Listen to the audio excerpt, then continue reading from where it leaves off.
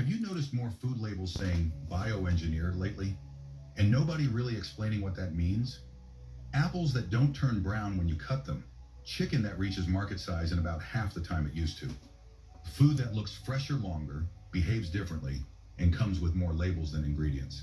And then there's salmon, where eggs are modified in a lab in Indiana so the fish grow faster, far from rivers or oceans. They say bioengineering is for the good of people, but if that's true, why are we heavier and sicker than we were 50 years ago?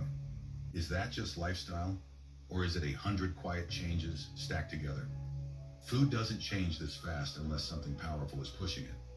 We've been confidently told what's best for us before, only to learn later that money played a role. I'm not saying bioengineered food is good or bad. I'm asking why it scaled so quickly, why most of us never had a choice, and why the explanations came after the changes. Is this progress, convenience, or something we won't fully understand until years from now? After what I just learned, I'm looking for this one word on meat labels that most people don't even know exists. As more and more bioengineered chicken and beef comes to the grocery store, it's important to know what to look for to make sure you're eating real, high quality food. You're not going to see them putting big scary words like lab grown or synthetic on the packaging. They're going to do everything they can to try and use a word that tricks you and doesn't seem like what it actually is. Instead, you'll see something that sounds like it's almost natural. The word you need to look for is cell cultured. Yes, US legislators have already made it legal, and the USDA has already approved labels like cell cultivated chicken and cell cultivated beef. This is their way of making lab grown meat sound acceptable. Let's be clear, this is not real meat. This is meat grown in a bioreactor from animal cells and processed in the lab. It has never been part of a living, breathing animal. So the next time you're at the grocery store, read the label carefully. Look for words like cell cultivated, cell based, or made by growing animal cells. If you see any of these phrases, put it back. If you found this helpful, make sure to follow and share it with someone who needs to see this. When y'all go to the grocery store, make sure to read the labels. Let me show you a few examples why. Contains a bioengineered food ingredient. This is Pringles. Ritz crackers also contains a bioengineered food ingredient. Next up, Oreos contains a bioengineered food ingredient. Raisin Bran breakfast cereal also contains a bioengineered food ingredient. Y'all, what in the hell is a bioengineered food ingredient? What are they putting in our food? And I see this popping up on so many labels at the grocery store now. Every time I saw a bioengineered food ingredient, it reminded me of that old sci-fi movie Soylent Green. And my fellow sci-fi enthusiasts, you will know what I'm talking about. We have to be so careful with what we put in our bodies. This should be illegal. Life in America. Read the labels, y'all, on your food and be careful out here. First of all praises to the Father Yahweh, Ba'ashem Yahweh Shai, Ba'ashem Rakadash. Shabbat Shalom to all the brothers and sisters in recognition to observing this day for worshiping the Most High. Sundown this evening to sundown tomorrow evening, my people. Let's get some rest, worship, and praises into the Father Yahweh, Ba'ashem Yahweh Shai, in His mighty name, His mighty Son's name, because it is a commandment throughout all of our dwellings, and the Most High is more than worthy of such, because His words never fail. His word that He speaks never comes back void. Okay? And that's just what it is. Just like He said in Ezekiel chapter 4, verse 13, we will eat defiled bread. Okay? And that is what this is all about. And guess what? It was all because of disobedience from the beginning of the creation. This is the reason why. And then on top of that, it got even worse when our ancestors stem from our ancestral mother and father, Adam and Eve, continue to be disobedient. And one of the many curses that was placed upon us, like in Deuteronomy, was that we will eat defiled bread. Okay? And that's what this whole thing is about, bioengineering. Where the wicked ones, the evil ones, was actually doing the will of the Most High, but they're not doing it, because of His will, because they hate the Most High and His word, His laws, statutes, and commandments. They hate Him. So they're not doing it because of that. They're just doing it because they're evil and all they care about is money. And they know if they keep you sick, your sickness is the foundation of their finances. Okay? And that's what this all boils down to. This is the reason why we're seeing so much bioengineered food ingredient damn near in everything. It was told to me years ago that if you stuck to the outside of the food aisles where all of your produce, and your meats are, you would be all right. And you basically wouldn't, get caught up, with the poison. If you don't so much shop in the aisles, but stay on the outer skirts of the aisles, like I said, where all your produce and meats are and stuff. Well, guess what? They got it in the produce now. They got it in the meats now, as we just watched. So it's almost very hard. It's just like damn near no way to escape this thing, almost. But where there's a way, there's a will. And if that way, is to repent, get into the good graces of the Father Yahweh in Yahweh Shai's name, and let Him guide your footsteps while we go through this maze of hell. One of the second hells here on earth in these curses. May He lead us to undefiled bread. Okay? So without further ado, let's get into the word, let's get into the scriptures and see why this thing took place from the beginning and basically going through the beginning on to the end. Okay? Now we're going to start here in Genesis chapter 2 verse 16. And it reads, and the Lord Yahweh commanded the man, saying, of every tree of the garden thou mayest freely eat. Okay? Freely eat. You can eat any fruit or whatever from that tree, except one. Okay? Here's where the disobedience came in. And you're going to see who was the first one that brung it about. This is the reason why we must learn from our ancestors' mistake. For a lot of us that don't know the word and don't care to know the word will continue in their iniquity. So, Genesis chapter 2, verse 13, and the name of the second river is Gihon. The same is it that compasseth the whole land of Ethiopia. And the name of the third river is Hiddekel. That is it which goeth towards the east of Assyria. And the fourth river is Euphrates. And the Lord Yahweh took the man and put him into the garden of Eden to dress it and to keep it. This is our great grandfather, ancestral grandfather right here, Adam.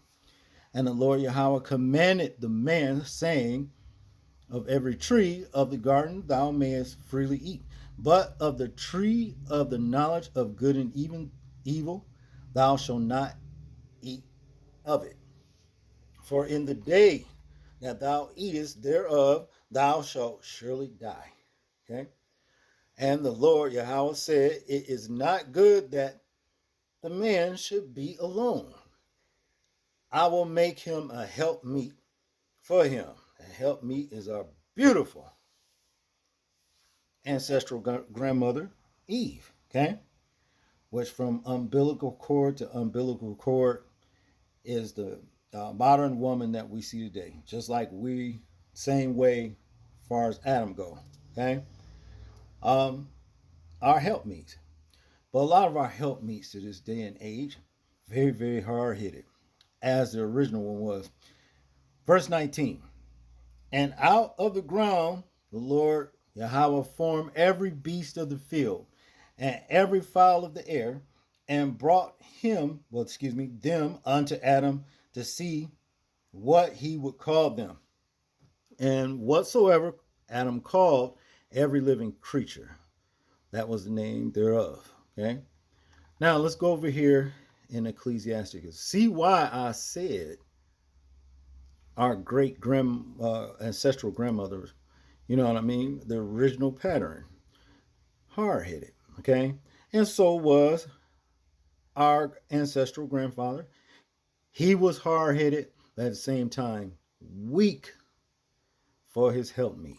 All right. Now, Ecclesiastes chapter 25, verse 24.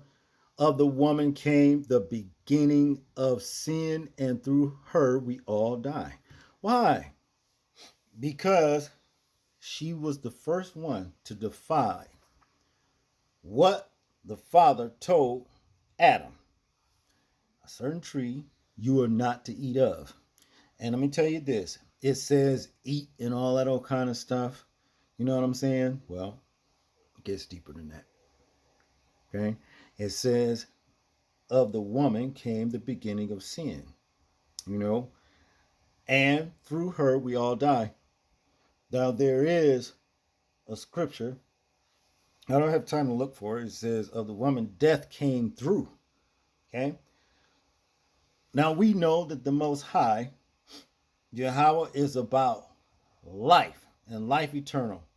You see what I'm saying? Just like his son, that's what he come to bring. Life eternal and more abundantly. Whereas death, though, death is of that wicked one, Satan. And so this death that came through the woman was the seed of Satan, which was Cain himself. Okay? And so when all of that happened right there, this is when we die. They die. Okay? That's what it all boils down to, people. Okay? Now, being that, okay, this seed of Satan, which is all about death. Okay? It's all about death. Just because of that, we have to live by the commandment of what the Most High said would happen just because of this disobedience right here. Now, Adam being weak, partook, however way it happened, of what that woman brung about. I don't know how it happened, how he partook of it, but he was weak and he gave in to that woman. All right. Now, but as a result, over here in Job 9:24, it reads, the earth is given into the hand of the wicked. He covereth the faces of the judges thereof. If not, where and who is he? Well, who he is actually, first of all, Satan. But his seed is in control to this day, which is Cain, better known as the Kenites. Okay, Kenites. That's the wicked. I know you always hear about Esau, Edom. But Esau was the brother of Jacob, which is what we'll say who we steal from is actually Jacob himself, but they were still brothers. How Esau became actually wicked and defiled because he was, a low life. He was disobedient too, sold his heritage for a bowl of pottage, a pot of pottage, whatever. Okay. But the thing is this, he went and furthered Satan's evil plan with the seed of Cain and married into the families of where up in the mountains, where these wicked, evil, Nephilim like type beings were. He made families, he married into that. You see, so now they're called Esau, Edom, named after him. All right, and that's what it boils down to. Yes, this is how deep it gets. All right, So the earth was given into the hand of the wicked, right?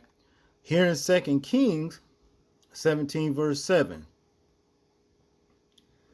Here we go where our ancestors that came up, from all through that time right there, from Adam and Eve and all of that kind of stuff, all the way up to where our people fell into bondage in Egypt. Okay? Now, 2 Kings chapter 17, verse 7, for so it was that the children of Israel had sinned against the Lord, their God, which had brought them up out of the land of Egypt, from under the hand of Pharaoh, king of Egypt, and had feared other gods. Okay? You ain't supposed to fear but number one God, and that's your God, Yahweh. Ba'ashem Yahweh Shai. That's that. Well, our ancestors worshiped these other gods. Okay? Bring about more problems for us. 2 Kings chapter 17, verse 4. And the king of Assyria found conspiracy in Hoshea. For he had sent messengers to So, king of Egypt, and brought no present to the king of Assyria, as he had done year by year. Therefore the king of Assyria shut him up and bound him in prison. Then the king of Assyria came up throughout all the land, and which up to Samaria, and besieged it 3 years. In the 9th year of Hoshea, the king of Assyria took Samaria and carried Israel away into Assyria, and placed them in Hala and in harbor by the river of Gozan, and in the cities of the Medes. For so it was that the children of Israel had sinned against the Lord their God, which had brought them out of the land of Egypt, from under the hand of Pharaoh, king of Egypt, and had feared other gods, and walked in their statues, basically walked in the statues of the heathen. Okay? See, the Most High don't play. It's like this. If you're going to fear other gods, when I told you don't fear other gods, I'm the only guy you're supposed to fear. You keep my commandments, laws, statutes, and what have you. Then what I'm going to do, I'm going to turn my face from you. Somebody turn their face from you. What that means, they turn their back on you and let whatever befall you, they stop protecting you. Whatever befall you, you on your own. You serve them other guys. Okay? And that's what that boils down to. That's just that cut and dry. All right? Verse 8. No, we already read that part. But we're going to read it again. And walked in the statues of the heathen, whom the Lord cast out from before the children of Israel, and of the kings of Israel, which they had made.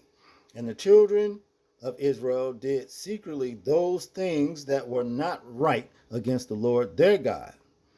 And they built them high places in all their cities, from the tower of the watchman to the fenced cities. And they set them up images and groves in every high hill and under every green tree. You see? Just basically making the Most High mad. And the Most High is a jealous God. You don't do that. You don't do that. This is the reason why we are living under the tyranny of the heathen to this day. Because, hey, the Most High will punish you up to the 4th and 5th and 6th generations. All right? Because he will allow you to actually serve other gods. He said it, of wood and stone. Okay? The one of wood and stone is the white man that they put up there on a wooden cross. Okay? That everybody bow down to, say Jesus. And stone is basically the one is the cobblestone? That Muslim people walk around and bow down to, and or what have you. Okay? So that's what that boils down to. He'll let you do it. It'll give you strong delusion if that's what you want. Okay? This is the reason why we eating defiled bread to this day. Bioengineered. We're gonna get to that, but before we do, let's go to Hebrews chapter 12, verse 6. For whom the Lord loveth, he chastiseth, and scourges every son who he received. Okay? See, this is the ass whooping that the Most High is putting on us up to this day. Understand that. Hebrews chapter 12, verse 3. For consider him that endured such contradiction of sinners against him, lest ye be weary and faint in your minds. Ye have not yet resisted unto blood, striving against sin. And ye have forgotten the exhortation which speaketh unto you as unto children. My son, despise not thou the chastening of the Lord, nor faint when thou art rebuked of him. For whom the Lord loveth, he chastiseth, and scourgeth every son whom he receiveth. If ye endure chastising, Yahweh dealeth with you as with sons. For what son is he whom the Father chastiseth not? Okay? If your parents don't discipline you, they don't love you and let you get up here, go out and do all kinds of stuff, and that's going to be your undoing one day. But for the parents that do love you, they're going to teach you better, and they're going to whoop your tail. They're going to put you in line. Okay? Verse 8. But if ye be without chastisement, wherefore all are partakers, then are ye bastards, and not sons. Furthermore, we have had fathers of our flesh, which corrected us, and we have gave them reverence. Shall we not much rather be in subjection unto the Father of spirits and live? Question. Okay. So let's go over here in Amos chapter 3, verse 2. You only have I known of all the families of the earth. Therefore, I will punish you for all your iniquities.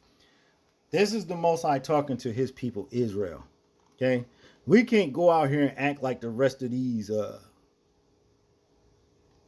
nations or what have you. Okay? You know how it is. Amos chapter 3, verse 1. Hear this word that the Lord hath spoken against you, O children of Israel, against the whole family which are brought up out the land of Egypt, saying, you only have I known of all the families of the earth. Therefore I will punish you for all your iniquities. Okay? That's why this is one of the curses right here, why we got to eat defiled bread. Now, let's go here. Ezekiel 4:13. All right. We're just going to take this down to Ezekiel 4:13. All right. It says here, though, let me see.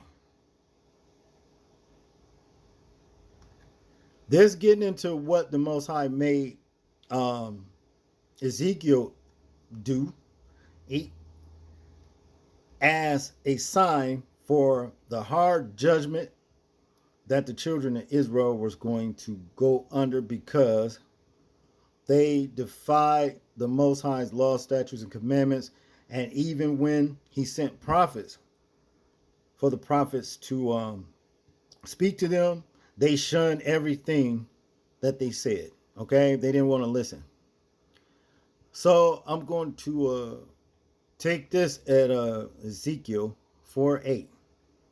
And behold, I will lay bands upon thee, and thou shalt not turn thee from one side to another, till thou hast ended the days of siege.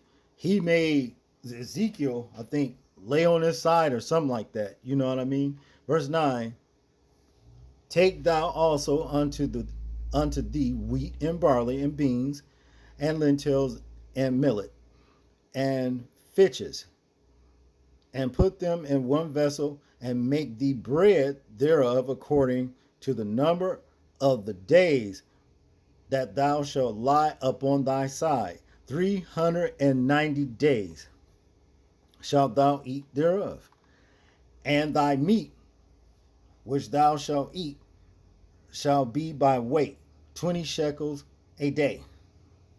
From time to time shalt thou eat it.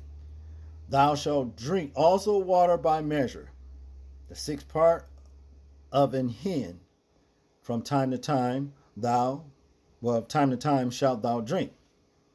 Verse 12, and thou shalt eat it as barley cakes, and thou shalt bake it with dung that cometh out of a man and their sight. Woo! This gives real meaning to eat crap and die. Okay? Woo! Verse 13, and the Lord said, even thus shall the children of Israel eat their defiled bread among the Gentiles, whither I will drive them. You see, this is what this bioengineered mess is all about, people. Believe it when I tell you. Then I, a Lord God, behold, my soul have not been polluted, for from my youth up even till now have I not eaten of that which dieth of itself, or is torn in pieces. This is what Ezekiel's saying. Neither came there abominable flesh into my mouth. Basically, he's saying he kept all the food laws. Okay, verse 15. Then he said unto me, lo, I have given thee cow's dung. So in other words, you don't have to eat it coming out of man's tail, but you're going to eat this cow dung. For man's dung, and thou shalt prepare thy bread therewith. Moreover, he said unto me, son of man, behold, I will break the staff of bread in Jerusalem, and they shall eat bread by weight and with care, and they shall drink water by measure and with astonishment, that they may want bread and water and be a stone, one with another, and consume away for their iniquities. All right. That's why this thing with bioengineered, this is what it's all about. You're going to go through these curses. Behold, now this is what we want right here. Jeremiah chapter 31, verse 31. Behold, the days come, saith the Lord, that I will make a new covenant with the house of Israel and with the house of Judah. This is the day. This is what we're waiting on. Okay. That day right there. I have to cut this short. It's about time anyway, but this is the reason why for the bioengineer. Now, what we want to do is ask the Most High to have mercy on us, and lead us to foods to where we don't have to eat this. We didn't ate enough of it. No, believe it or not. Yeah, we didn't eat it. Before we even knew what they were even doing with the food, they snuck it in on us. But don't worry, the Most High is going to destroy the enemy. But I just wanted to do a lesson on this one right here, so you guys can understand why this is actually happening with our food, bioengineered food, okay? Right here in the seat of Satan, this country right here, because other countries don't even allow mess like this in their food, and London is one of them, all right? Understand that. I think Russia is too. That's what it is, people.